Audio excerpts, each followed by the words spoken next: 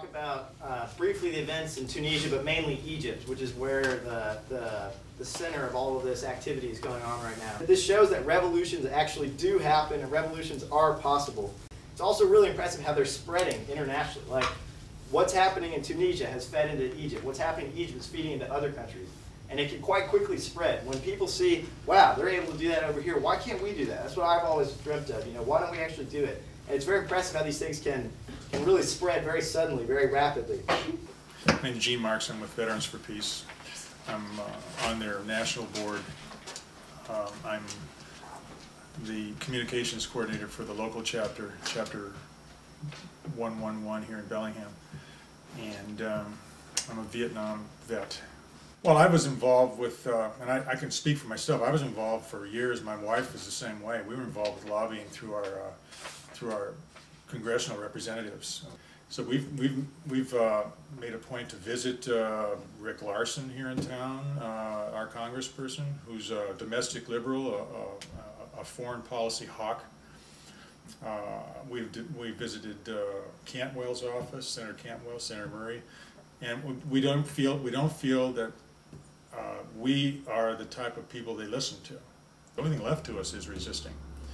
The only thing left that would make a difference, that would seem to slow down at least portions of the machine, is to get arrested, to resist non-violently on the streets. As long as you send the message that these people are not going to leave the streets, they're willing to get arrested. I mean, look what happened in Egypt. I mean, those people put their lives on the line. And what, over 300 of them died to get rid of a despot. So it does make a difference. Arrest makes a difference.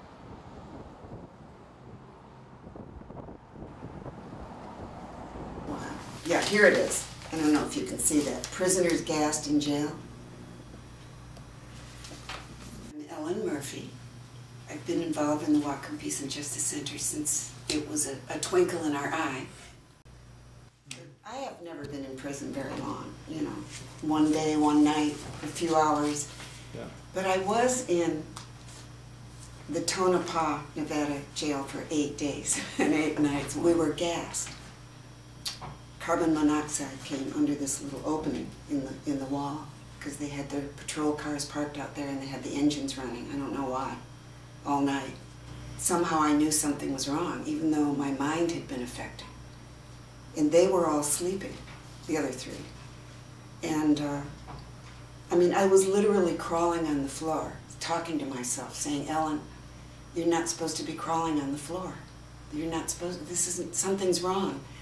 And finally, I somehow got the strength to pick up a metal wastebasket and bang it against the bars. And finally,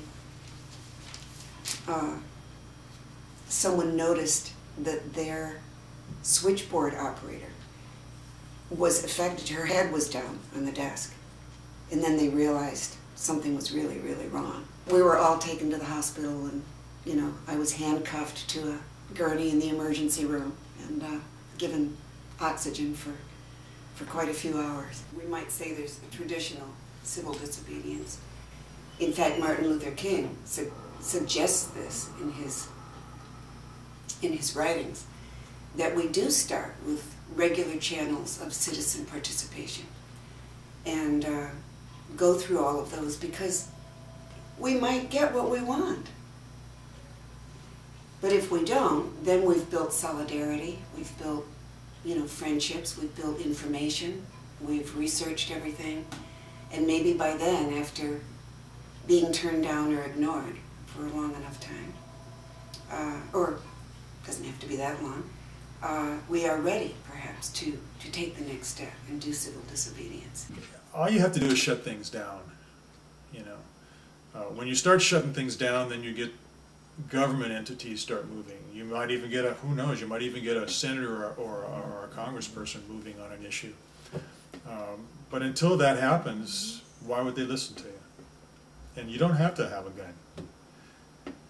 They didn't need guns in the 60s and 70s, and that shut things down. They shut the Pentagon down in Washington, D.C. for a couple of days by just filling the streets.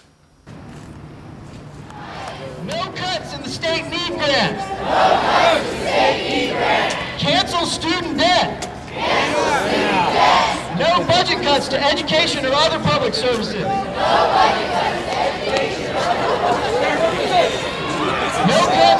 No cuts in university jobs, workers' pay, or benefits.